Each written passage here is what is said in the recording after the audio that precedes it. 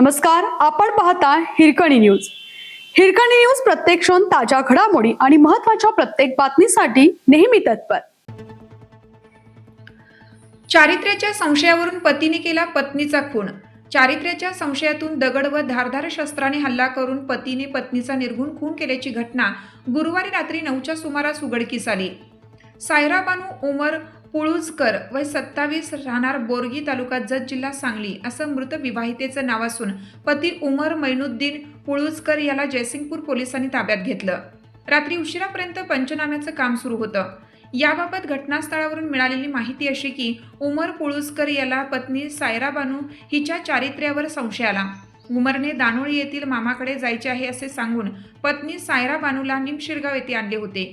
गुरुवारी सायरा बानू हिला निमशिरगाव येथे असलेल्या तुकाई डोंगरावर फिरण्याच्या बहाण्याने तो घेऊन गेला. तिथे उमरने सायरा बानूच्या डोक्यात दगड घालून व धारदार शस्त्राने हल्ला करून खून केला.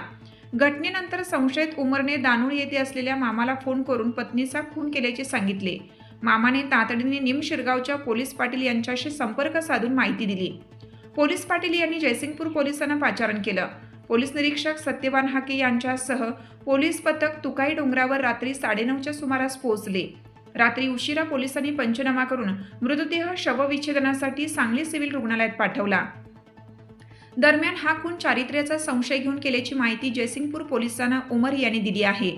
या दाम्पत्याला 2 मुले, 3 महिन्याची एक मुलगी आहे. खुनाची घटना समजताच निमशिरगाव व दानोळी परिसरात नागरिकांची मोठी गर्दी झाली होती.